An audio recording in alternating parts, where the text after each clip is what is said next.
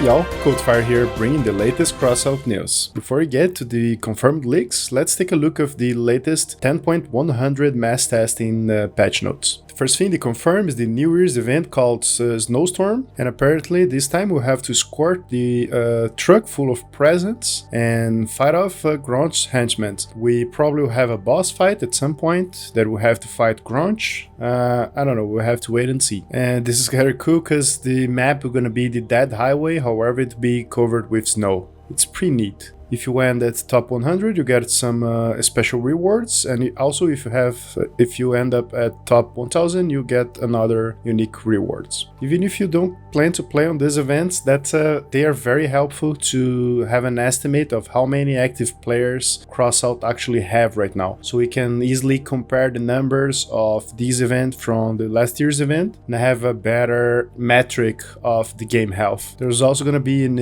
exclusive workbench that will probably contain decor items, paints, and stickers. We will be able to do a special PvP mission to grind resource for this special workbench. And also apparently there's gonna be a 3-day offer, unique random thing to those benches, so make sure to check it out daily. They also confirmed that the new map Knuckleguard is gonna be released on the next update 10.100. Also they confirmed the mechanics of the visitors on the test drive. I showed this in a previous video, so go check it out as well if you're interested. And here is where things start getting weird. They said a long time ago that they plan to balance Clone Wars to address the issue of deranking, where top clans like relic clans, they choose to lose matches to stay on bronze or silver league for easier future matches so they can farm uranium faster. So they already say they're gonna address that issue. However, the fix they are discussing here, they say they're gonna be implemented, is they're gonna make a hard floor for deranking. So basically you cannot drop below the league you currently are, and that is super weird. I mean, I have no words to describe this. At first glance this might looks good because it will help new clans and clans that are not so good to grind uranium. However, this can backfire badly because this will probably inflate the ranking system, because you'll no longer have the pressure of winning. You can just throw up matches, for example. So let's say you fight a relic clan and you have no hopes of winning, you can either just backspace at the beginning and not award them uranium, which is kind of against the rules. I'm not 100% sure about this. Or you can just rush them in, give them points, and then quit. So that's one problem. The other problem is that there will be a lot of clans on the bottom of the league just farming uranium with no pressure of winning. So that can potentially create an explosion of uranium selling. What I mean by that, there's already kind of known that some top clans sell for real money their spots on their clans for people who want to farm uranium, and that could explode this issue. Because let's say you have a very competent clan that can easily secure wins on Clan Wars, and you only need like 4 or 6 people to do that. So you have this 20 spot on your clan, you can just use these 14 to 16 spots you have left. You could just sell them to random people for real money and let them do whatever the fuck they want.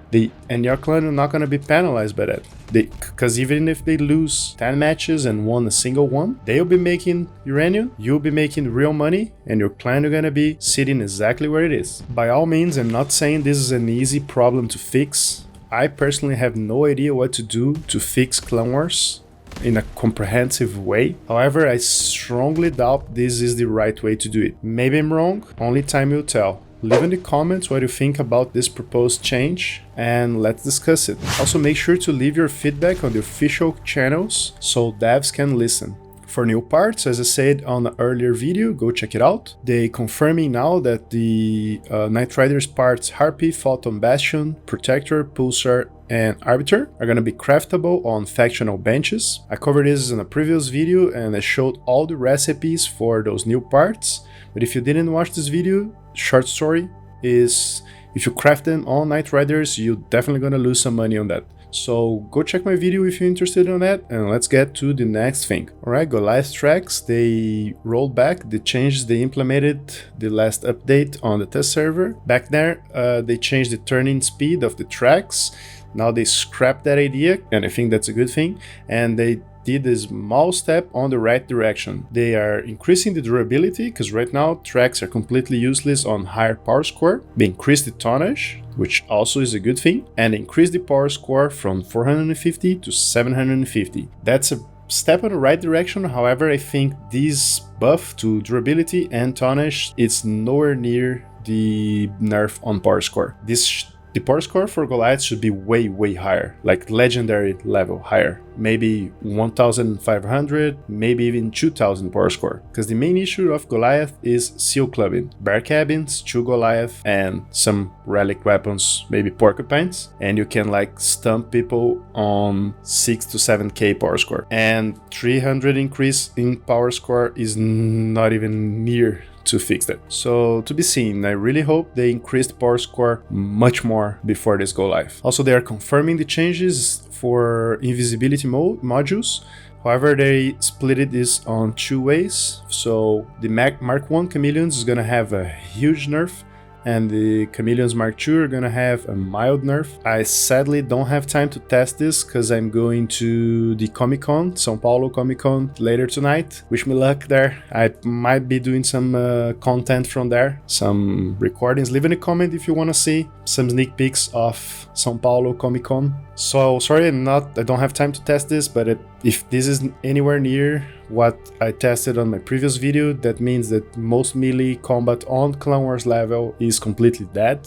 So rape, dogs, and all this sorts of stuff. However, that being said, that is probably gonna be a good thing for the overall game on the PvP scenario. Only time will tell. Another very weird change is they changed the Trustba 2 to Mauler. Now I have no idea why they changed the name, and they changed the perk. It was after you get a kill you get some bonus damage or something, and now it have a flat 10% increase to all other maulers. So let's say you have 2, you have 20% increase of damage. This might sound a lot, and it is a lot, because I tested this with 8, since each one used 2 energies. I put 8 of them, and it do a crazy amount of damage, like way higher than a harvester. However, the model itself is really glitchy, and it's very hard to use it. So most of the time, if you have multiple of those, only 1 or 2 are gonna be in contact with the enemy, and that could be a problem. The chainsaw really needs some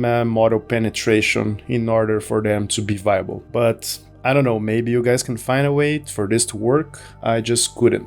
And some other minor changes already covered, like they changed the sound of Reaper. It sounds better, however the rate of fire is completely off. That's super weird. Lupara and some cabins had the model changed, already showed this on a previous video. That's a very cool quality of life change. Now the number of battles played per season of each clan member is going to be shown. I'm assuming this is only for Clan Wars, so that's a good thing, because you can have a better track of the activeness of your clan members, so that's a good thing. And some quality of life changes to artillery. They're also saying that there's more to the update that we'll have to wait and see, and that's probably gonna hit next week. So my guess is either Tuesday or Thursday. We'll have to wait. And they sneak up some really big changes here on the bottom of the description. They're gonna be adding early 2020, they're gonna be adding 1x4, 1x6, and 1x8 frames.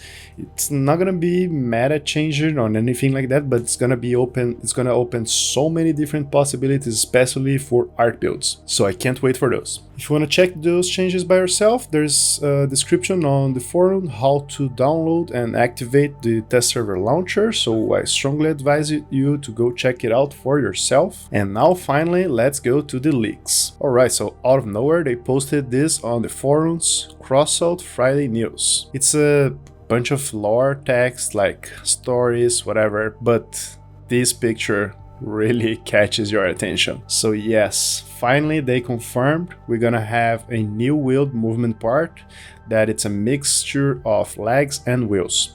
No idea what's gonna be like riding one of them. My guess is it can go forwards, backwards, sideways, strafe, turn on the place, and all sorts of crazy movement. However, looking at the model itself, I have no idea how this is gonna work with multiple, like more than 4. Can it work with 3? Like maybe. What about 2? What about mix this with hovers? Like 2 on the front, 2 hovers on the back? That's opened so many different crazy ideas. I cannot wait to see those. What about the height suspension? It's gonna be higher than a leg, lower than a leg, higher than a hover? Man, that's so many things we could do with these new movement parts. I cannot wait to see those. Also, they just confirmed the new pack Frostburn and the new epic Wasp. On this image, you can clearly see the new weapon and the new paint and the new spinning rims and all sort of stuff. And finally, this truck here,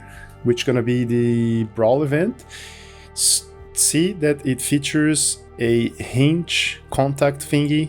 I'm not sure if this is gonna be only for the event or if this is gonna be available for all players, but please devs, make the contact work like that.